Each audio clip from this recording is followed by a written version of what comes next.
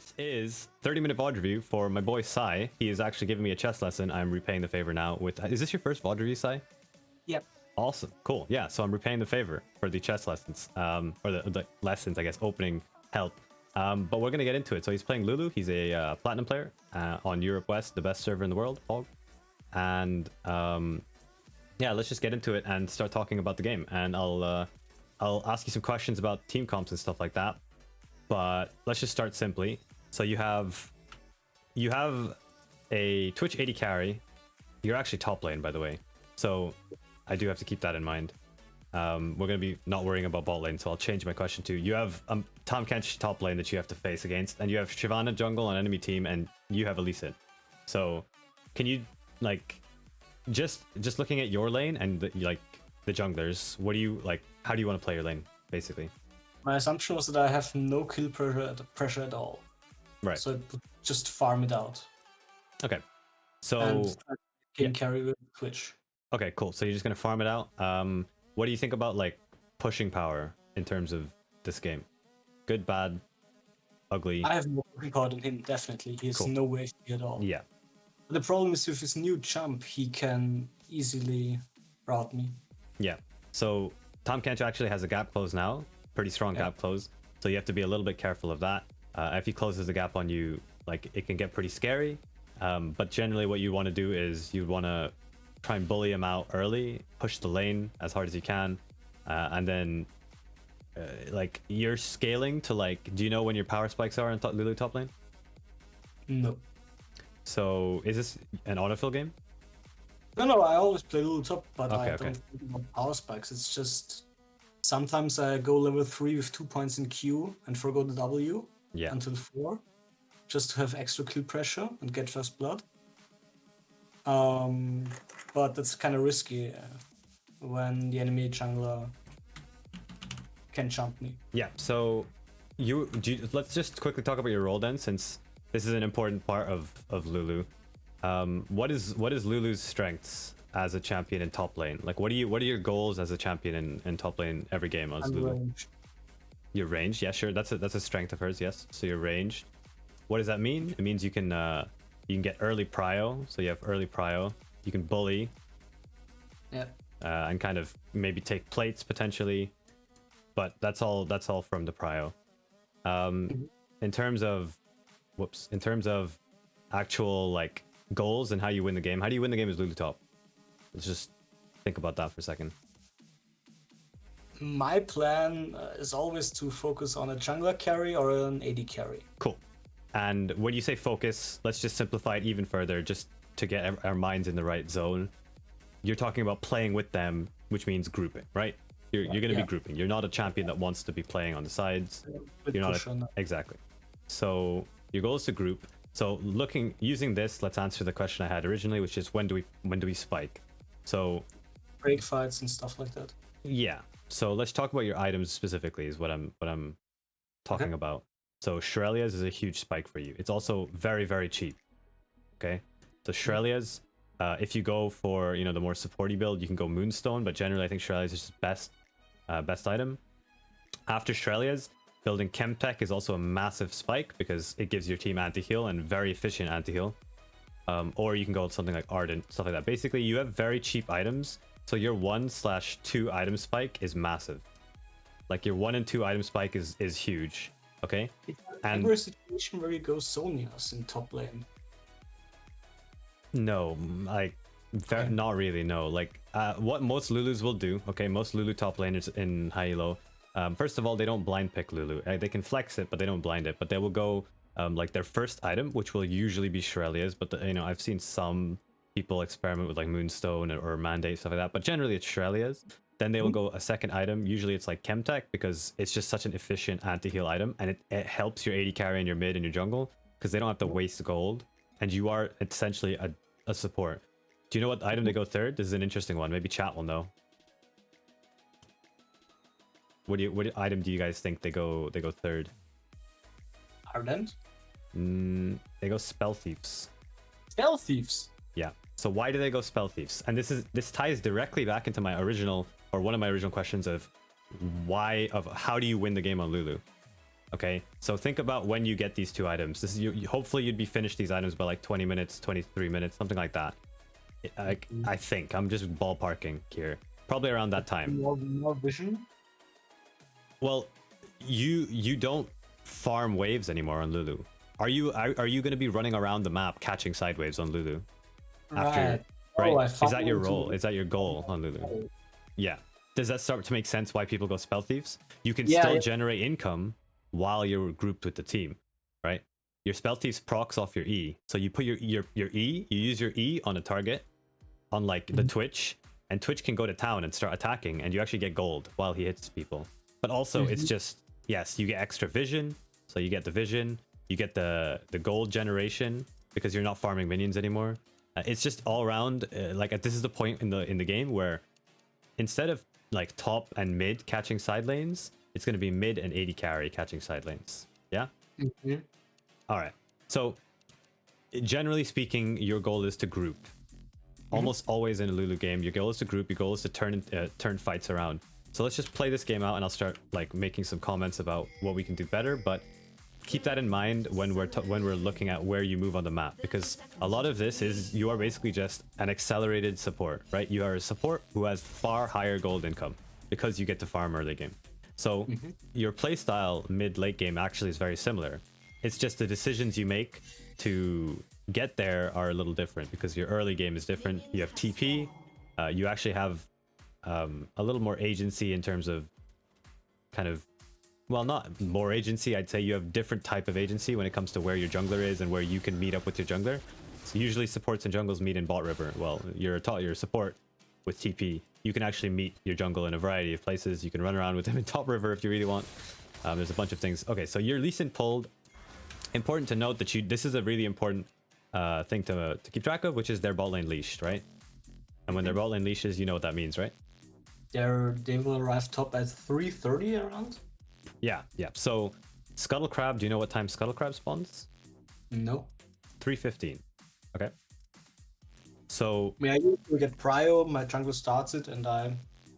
Yeah. So that's quite a useful time to remember, right? Because it's like the waves arrive here around like 3:10. A wave will arrive, and 30 seconds before that, so like 2:40, etc., etc. I guess 2:40. I can't write that number, but you get the idea. So whenever you want to play top lane and you're thinking of crabs, and you're a champion that gets pushed very easily, right? So if I wrote down the three waves, let me write down when the waves arrive. This isn't when the waves spawn. This is when they arrive at this point in the lane. Okay. Tell me which one of these four waves you want to start. Basically, you want to hit the enemy tower. So to ask the question clearly, which wave of these ones I've written down do you want to be hitting the enemy tower? The 3:10 one, so I can go really immediately. Perfect. Simple question, I know, but I'll be honest, very few players time their waves properly on these kind of moments. And it's very reliable because your champion is super aged lane against early game. So you can control the wave and you can basically smash the waves in at 3 minutes 10, and that secures a free crab. But obviously, if your jungler plays towards bot, you might not be able to secure crab for Lee Sin, but you can, stop Shyvana from getting a free crab, or at least just be annoying. You can just annoy her. All right. Let's see if we punish this. Good. Yeah, well done. Okay, so that was a little bit overeager. You need to understand that, like, after this area, you're starting to get hit by these creeps, right? So it was a little bit overeager and unnecessary damage. Yeah, now you're actually taking way more damage than I think you're going for the kill here, but that's not very good. So you actually had pretty much done. You played it perfect, and then you just greeted a little bit there. Right there is the auto attack I'd I'll pull back in, and I just take the win, because you pretty much crushed him now. He only has one more corrupting pot. You still have both health potions. You're chilling. But actually, you probably have to TP. Well, maybe you don't have to TP, but you're gonna get the issue. The issue with taking that very risky trade is it ties very nicely back into where Shyvana started on the map, right? And where your jungler started. I don't want to take that kind of risky trade, because if I take that risky trade and Shyvana paths top, well, my TP is going to have to be burned, and I actually just lose TP advantage. And what that will do is it'll backfire 3 or 4 minutes from now when you're laning. When this guy has TP and you don't, he can afford to take a bad trade on you and then TP back. You basically just give him a free recall later in the game. Does that make sense? Yeah. So I would only agree with what you just did right there if your Lee Sin was like, for example, doing a full clear and then he was going to gank you.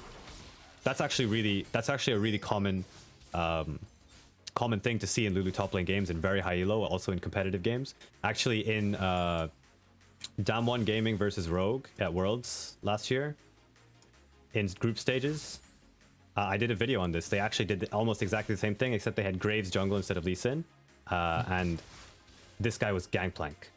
Okay, it was Gangplank, and what they did was the Lulu, Nugiri, just stacked the wave. So he's doing what you're doing here. He's just stacking the wave, and he just crashed like a 3 stacked wave, and Lulu was level 3, and their jungler was level 3, and they just dove a level 2 Gangplank, right? And that's actually something you should think about in your Lulu games, because it's incredibly powerful. If your jungler is staying with you on the top half of the map, you don't have to do it, but you should give him the option. It's not like it's basically just putting the cards on the table and saying to your jungler, like, hey, if you want to dive, it's here, you know? I'm like, it's here for you. Okay, well, this guy's just giving you a free kill. This is fantastic. What would you do now, though? Like, immediately, what would you do now? Run. Just sprint. Just get the hell out. Yeah, it's perfect, though. The wave is beautiful. You don't need to worry about this. The gold you're on, like, it's not great. 800 gold is a little awkward to base, but it's actually whatever. It's not that bad. But I think, yeah, like, if you hadn't hit that wave, I think you would have been in a better spot. If I hadn't pushed that wave in. Yeah, because it would push towards you a little faster. Okay. So you could just recall, and the wave would be coming towards you a little faster. You would miss a couple of creeps, but you're gonna miss these 3 creeps anyway because you're scared of Shyvana. But Tahm Kench has to burn TP. This is where I would start thinking, okay, look, I have TP advantage. I'm Lulu. What's the game plan now? Because you can pretty much just shut the game down from this point onwards, if you're confident. So give me a like a simple, no overcomplication, simple game plan with your TP advantage to try and snowball somewhere, anywhere. She's immobile. So I don't want you to start thinking about ganking things. You shouldn't really be. You're not a champion that wants to be like, you know, walking up to a Lux and being, I'm gonna gank you, right? It's not generally what your champion excels at. You can, and if there's a window to, you can go for it. But I don't think that should be your primary goal. Okay. I mean, legend, what I did in this game, if I recall correctly, was I pinged that I have advantage and that they should prep Drake. Yeah, that's fine. It's a solid idea. So you have TP advantage. I don't. Did I walk or did I burn it? Oh, I think you're. Oh no. Oh no. Yeah, I burned it. Yeah, that is actually a rather big, because all your hard work now, it's kind of just been neutralized, right? Yes, you still have a kill, but yeah, I mean, it doesn't actually end up paying off that much because you burn TP. So I'm not sure. Were you waiting for an item? I think you were waiting for an item. No, you were just delaying. Okay, well, this is a rather big misplay, right? This is what I would call just wasting time, wasting your tempo, essentially. Like you had a tempo there, and you kind of just, I guess you could say, you didn't know what to do with it, so it kind of went to waste, right? So when you generate a tempo lead like that, I'll just answer the question I was asking earlier, which is what should you do to win the game? What I would do with TP advantage is simple. I would just maintain priority. I would just keep pushing. Really simple stuff. You just push him under tower. When he's under tower, you can just keep backing off and looking for TPs. You can keep poking him as well if you don't think that your team is going to need your TP as well. So, for example, when you are pushing top lane, like, I would stack waves. That's important. Stack the waves. Do not just crash one wave at a time, one wave at a time, one wave at a time. That's a waste of your time, right? So you stack your wave slowly but surely, and whenever every wave crashes, you can set up plays. So a simple play would be to just walk into enemy jungle and ward her blue, right? More complicated play would maybe be like ping your bot lane and be like dive, dive, dive, something like that, right? And then you can say like, I have TP, and you TP bot lane. That would be like more of an advanced play, but if you're confident, you can call for it. You know, you can just ping your bot lane, tell them you have TP, these guys actually have no summoners. So if your team is pinging in chat and you're paying attention, it didn't look like they were pinging the summoners in chat, but if you're paying attention, you could be like, look at them, they're free kills, right? So with your TP, you just tell Nautilus like, hey, I'm gonna TP bot, push the wave. Your bot lane pushes the wave, Nautilus can put a ward here, and then you'd TP and you'd gank. And the important part about that display is that you crash the wave first, because when you crash the wave, you can have time to make the play bot lane and then recall, and then you'll walk back and you're happy. That's a very kind of common tactic in high elo when a top laner wins, and that's why top lane winning actually starts to impact the rest of the map very, very drastically. And it starts to change bot lane's decisions based on top lane TPs, right? And if you don't feel like you have the coordination with your teammates to pull that kind of stuff off, you could, like I said, just go for a simpler play. You could just aggressively ward in top jungle, right? And why is that very useful? Because if your team doesn't see Shyvana in top jungle, they're going to know that Shyvana's where? Bot lane. Yeah, it's all pretty straightforward stuff. I know I'm asking you simple questions, but it's important because you are actually winning your lane extremely hard right now. You are 400 gold up and almost a level up, close to a level up. So snowballing from this point should be your priority, and basically taking advantage of whatever Tahm Kench can give you, whatever this guy gives you. And the main thing he'll be giving you is time, right? That's what you're getting on every wave. You're getting time. Even these chunks, you're not going to kill the guy, or in theory you shouldn't. So what do you get from it instead of killing him? It's time to move on the map. It's pretty much what it is, right? That's how you abuse the crap out of Tahm Kench. Right. So you're pushing the wave again. Okay, I'm not the biggest fan of you staying here. Your team is winning on the other side of the map. So at this point, I would definitely consider like, okay, what is my goal as a, yeah. So this is a common problem with greedy recalls I see in every elo. But Tahm Kench base is here, okay? And what you can do here is just leave the wave. So the point in which the kind of key moment in the game, or sorry, in the lane, that you need to start kind of thinking about your recall is now, okay? So what'd you say, sorry? Because I crashed the wave into tower. Exactly, you just crashed the wave into tower. The wave is going to do what after it crashes into tower? It goes into, it pushes towards me. Yeah, it pushes towards you, exactly. So real simple, nice, easy point in the games to remember, like, okay, I need to think about it. The better you get it, the earlier you will do this. So ideally, you'd be doing this while you're pushing the wave, you know, when the wave is here, something like that. But let's just keep it to, I'm going to ask you a couple of questions. Number one, look at the minimap and tell me, what do you think Lee Sin's plan is? Or, you know, what do you think Lee Sin's strong side of the map is? That's a better way of asking it. I think he wants to gank bot because there's no jungle left. Yeah. So we don't actually know this. Keep that in mind. So if I go to our vision, we don't actually see the jungler. So the first thing I'd ask is can Lee come top? No. Yeah. And the first question, is just a fat no. Like first question answered with no. Second thing I can ask is, should Lee come top? And that's also a no. Why? We talked about this. We don't really want you to be killing Tahm Kench. I don't think it's necessary when you're winning, like when you're playing Lulu. You can just play for grouping. Now, is it bad? I actually don't think so. I think diving Tahm Kench is actually a pretty okay play. But in the position you're in where you're already winning bot, it's better to just go bot lane. Okay, then the next question I would ask is enemy jungle. That's the real, holy moly, I butchered that. That's the real big question that influences what you do in the next probably minute and a half, 2 minutes. So Lee Sin doesn't want to come top. What does that mean? You're not going to get cover. You're not going to get help. Okay, or at least if he comes top lane, you don't really need to put Lee Sin in a position where you're begging for help, because you actually have control over the lane. So what's the best course of action? It's to base. That's it. Now I know that was a long, convoluted explanation, so I'll just keep it simple and summarize real quick. Shyvana has to go top lane. Why does Shyvana have to go top? Actually, you have full vision of, if I flip to vision one more time, you have full vision of their camps. You have actually 100% vision of their camps, so you know Shyvana is going to be going for her 3 top camps, right? There's really nothing else she can do on the map. She can't go bot lane. Like these guys are about to get crapped on. She don't think she can gank mid. She's level 5, and you know that. So yeah, she's going top camps. Secondly, your Lee Sin is going to be pressuring bot and your bot lane is still winning. Thirdly, your mid laner isn't on the map, so even if you do stay, your mid laner isn't going to be able to help you in any way. So you're kind of on your own. So basically the main points are the enemy jungle, your jungle, and your bot lane you need to look at. And the resulting kind of play should be instant recall. And the next thing you should think about is your wave is coming into you, which additionally makes you safe. So for the next few minutes, you're actually safe from Shyvana. That's the key point here, right? Because if you start pushing any more waves, you break the push back towards you, right?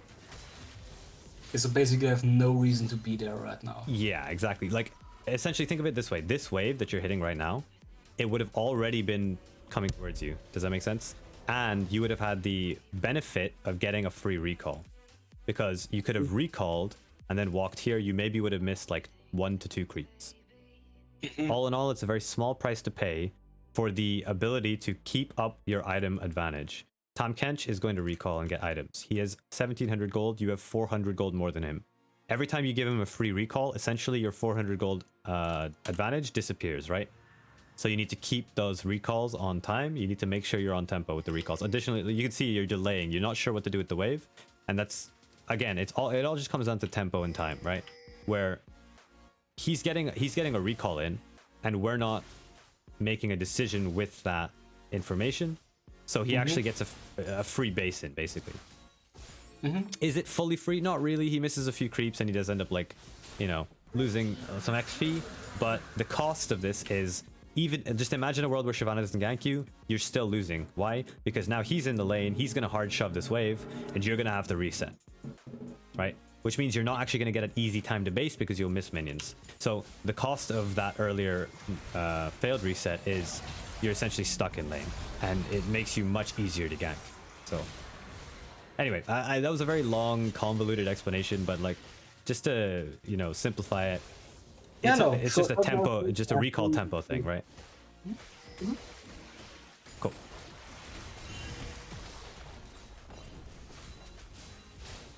Okay.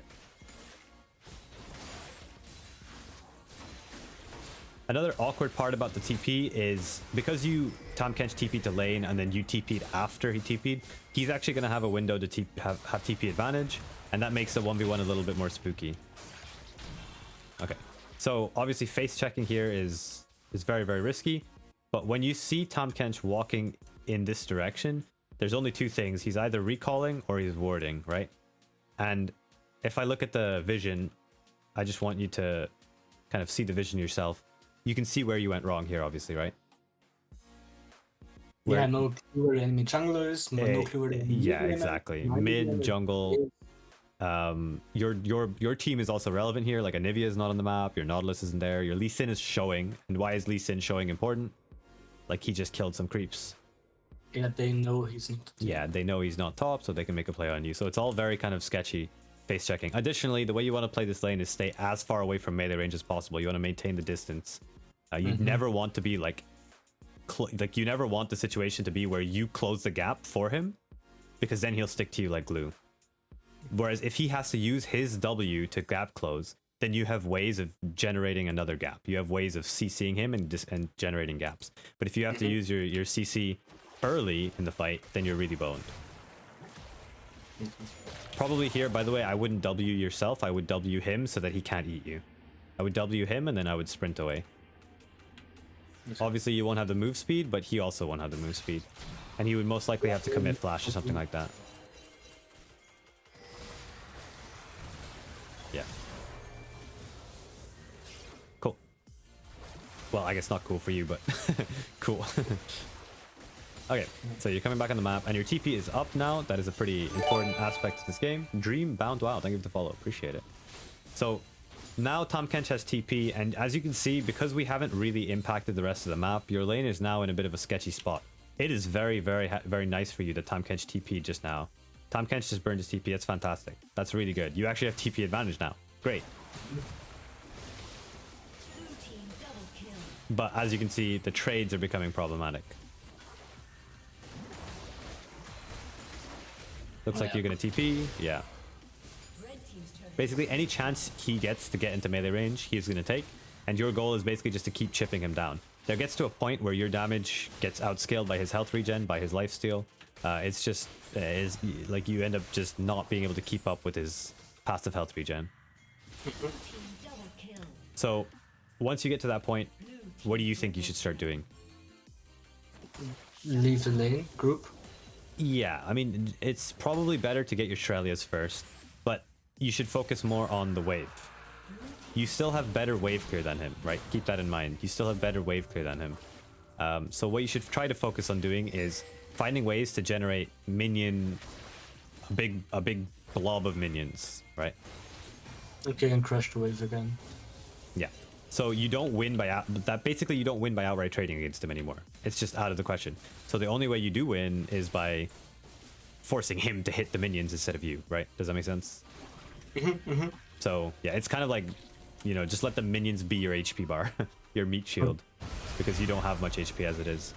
But another thing is the way we're playing Lulu here is very static and very kind of stuck in our lane.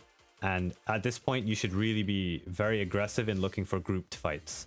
Whenever you can, you look for grouped fights. Why? Because Tahm Kench on side lane is 4 or 5 times more useful than you are on side lane.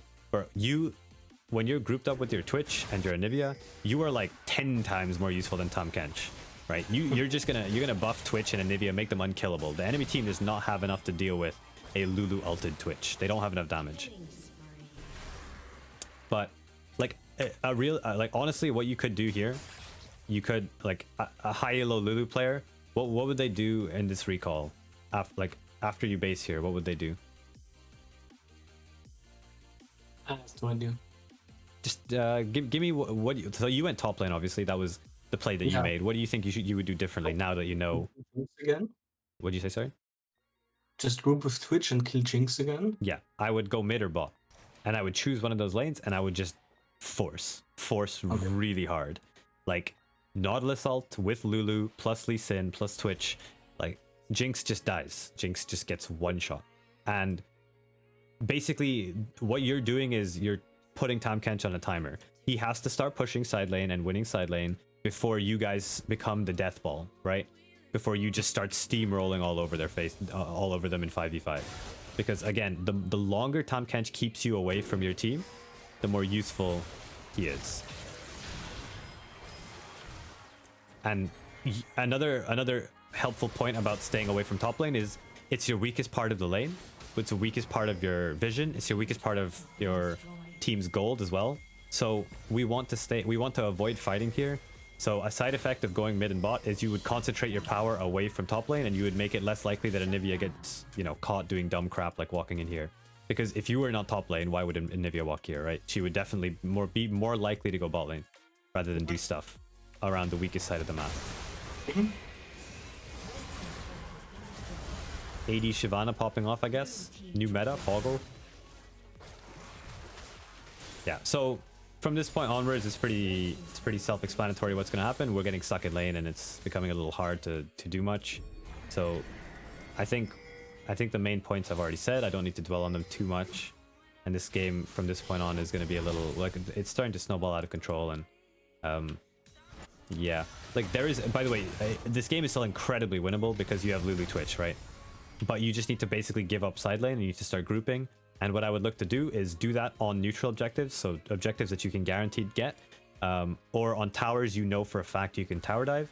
Don't do it for no reason because you'll give up a top tower and you won't get mid tower, and that's pretty bad. But for example, Baron is obvious one, dragons are really obvious ones.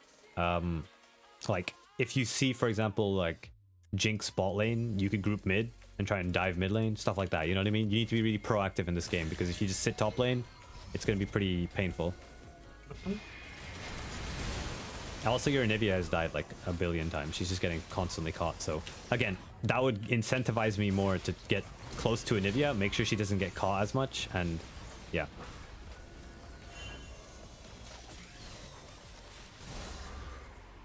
But Anivia getting caught here means we have to give Drake, which is fine. In this situation, I would definitely ping your team back and just go top lane and start shoving, right? Because Drake is whatever. Also wrote in chat that you're giving because there's no reason to contest right now. Yeah, definitely giving is the right call here, but keep in mind that people are going to notice this quite late. That was a good kick by Lee, though. That was very good. Now, by the way, this is one of those situations where, especially even in Challenger Elo, this is where like enemy teams like, oh god, they have Lulu and they're grouping. Like it gets really hard. So if we play correctly from here, there's chances that we can win this. Nautilus is about to int it, I can just feel. Oh yeah, I remember. That's amazing. I mean, that's fantastic. Oh, okay. Yeah, see, like, just grouping with Lulu is so powerful. Like, what do they do? There's so little, like, coordination in solo queue that Lulu just becomes... Okay, well, this is... Yeah. I do not know what this is. Okay, so it definitely appears your Anivia is... Yeah, I'm not 100% sure why she's pinging. She's completely inting this game, and she's... you should probably take control of these situations and ping back and run away. Like, move yourself out of those situations and ping Nautilus back. Make sure you don't bait Anivia because she's got 3 brain cells. She seems to be very, very aggressively kind of inting. Like, just running it down in really bad spots. And part of that is because she's not thinking for herself, right? She's just seeing champion walking forward. So as a support, you can kind of be her brain in some ways. Looks like she might get caught again, or they're just going to do Nash. Yeah, Shyvana does Nash very quickly. That's a very good call by them, though. I have to say, that's a very good call.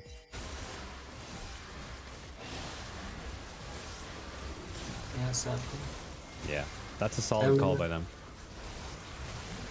So, I do have to say, though, like, regardless of whether they get the Nash or not, you walking into this situation is the worst, like, start to the fight, right? Even if they get Nasher, what you can still do is you can peel your Twitch, you can peel your Nautilus, you can peel your Lee Sin, and there's still chances. There's still chances for you to win the fight. But if you walk in and get blown up, it's like, you know, probably lost the second that happens. Is it likely that you win the fight? Probably not. But if you put yourself this far forward, playing like a Rambo Lulu champ, playing like a Leona or whatever you want to call it, then it's going to be even harder for you to win. You actually do end up living, but imagine if you had just been with your Lee Sin and, you know, buffing him. He could have maybe gone to Soraka, maybe one-shot him, etc., all that kind of stuff. You have to start asking those questions.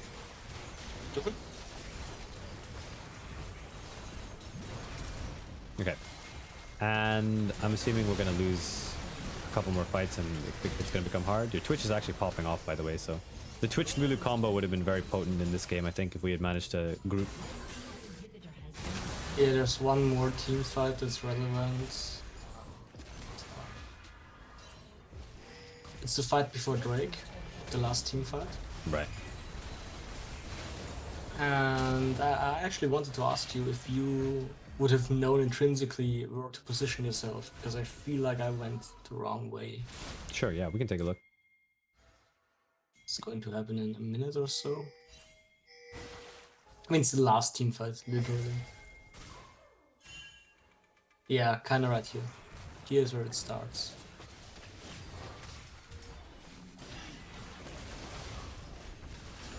So tell me right now, do we win this fight or not? Like just from looking at it right now. Because Twitch is left and I'm right.